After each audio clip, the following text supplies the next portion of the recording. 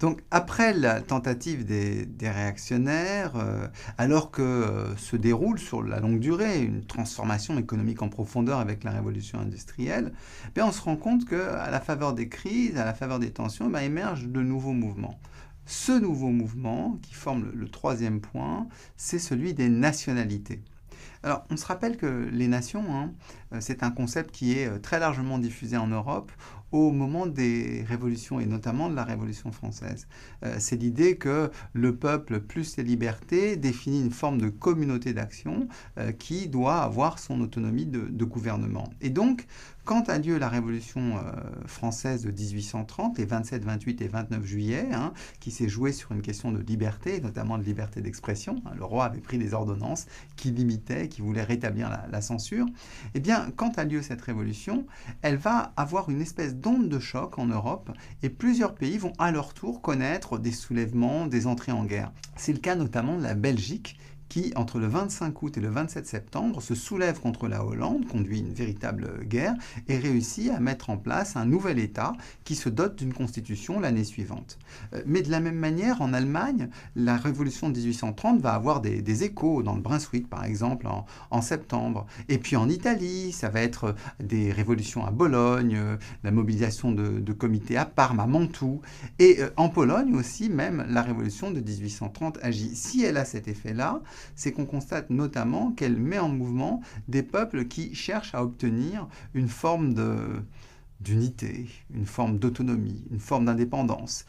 En Italie, notamment, il y a des gens comme Giuseppe Mazzini qui partent du principe que le monde européen, tel qu'on le connaissait sous l'Ancien Régime avec ses dynasties patrimoniales, est complètement absurde et ne correspond pas. Vous allez voir l'argument qu'il va utiliser pour légitimer son propos nationaliste, ne correspond pas au plan divin.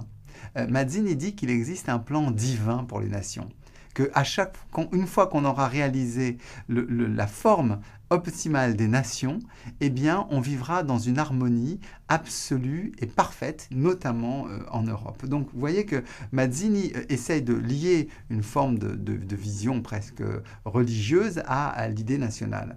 Et c'est celle qui va s'exprimer notamment au moment de la série de révolutions qui vont intervenir en 1848. Là encore, le point de départ, c'est la situation française. Même schéma, difficultés économiques, tensions politiques, refus de la monarchie de juillet, du pouvoir de Louis-Philippe qui était né en 1830, refus d'élargir sa base électorale, refus d'ouvrir à la démocratie. Donc il y a une campagne républicaine qui se met en place et puis elle est réprimée et donc on en arrive entre le 22 et le 25 février 1848 à Paris à une véritable révolution où on met en place cette fois-ci un gouvernement démocratique, le premier qui adoptera véritablement et qui mettra en œuvre le suffrage universel masculin.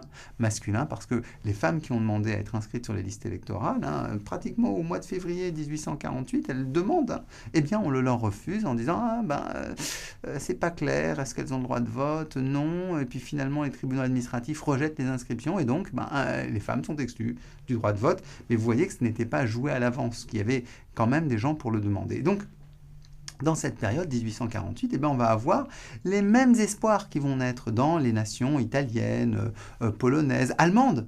Allemandes où on a aussi pour la première fois la mise en place d'un parlement allemand à Francfort. Donc vous voyez qu'il y a une revendication de mise en place de nouvelles formes de régime qui correspondent à des unités beaucoup plus larges, non pas celle d'un marquisat ou d'une principauté, mais d'une nation. Il y a l'idée que la nation italienne, la nation allemande, la nation polonaise doivent pouvoir se reconnaître pour ce qu'elles sont. Mais, là encore, c'est une déception.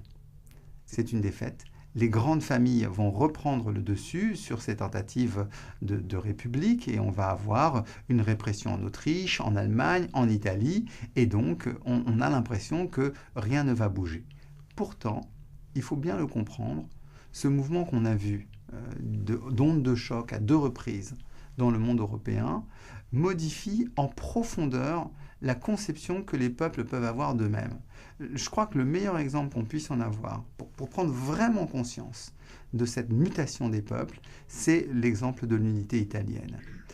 Dans les années 1859-1860, il va y avoir un certain nombre de guerres d'Italie pour libérer les États du Nord, puis pour libérer la Sicile en 1860. Et il faut se rendre compte que ça va mobiliser plusieurs centaines de milliers d'hommes.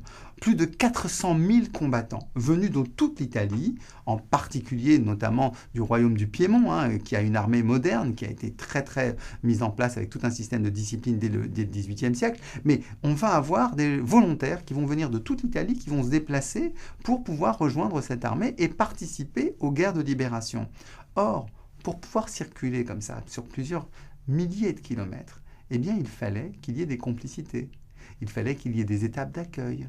Donc il fallait qu'il y ait des gens qui, du sud au nord de la péninsule, soient d'accord pour participer à ce mouvement d'autonomie et d'indépendance italienne, d'unification italienne. Et donc on voit bien que ce n'est pas seulement une perception de la nation qui viendrait du haut, que c'est une espèce de culture des élites, comme le disait le sociologue allemand Hans Gellner, pour réfléchir à ce qu'était une nation. Il disait, ben voilà, c'était l'imposition d'une haute culture sur une population. Eh bien, il faut se rendre compte que ce n'est pas seulement cela, qu'il y a aussi une logique parmi les peuples de solidarité parce que l'idée nationale est perçue comme capable de bouleverser les situations politiques, économiques et sociales. Et donc, il n'y a pas qu'une culture haute nationale qui voudrait en quelque sorte créer artificiellement un groupe, mais il y a des groupes ethniques qui ont le sentiment que se reconnaître comme nation est le moyen pour eux de créer un nouvel ordre social et de préparer une société qui sera peut-être meilleure pour les uns ou pour les autres. Donc vous voyez qu'il y a un mouvement extrêmement enthousiaste en faveur des unités et il y a une très grande légitimité de cette idée nationale qui fait que l'autre idée qu'il y a derrière, l'idée de guerre, eh bien, va gagner une légitimité très forte. Pourquoi? Parce que si la nation se définit par la conquête de son indépendance, par un combat, eh bien ça veut dire que l'idée de la conquête, l'idée de guerre, va imprégner toutes les opinions tout au long du XIXe siècle et va à son tour créer et bouleverser le fonctionnement d'un monde dont on aurait pu penser qu'il se serait construit à partir de notions plus harmonieuses, plus progressistes, mais on va voir qu'il n'en est rien. On le verra, en tout cas dans le prochain chapitre. Est-ce que ça va être le progrès ou est-ce que ça va être la domination qui va l'emporter? Eh bien, ce sera l'objet de la prochaine leçon.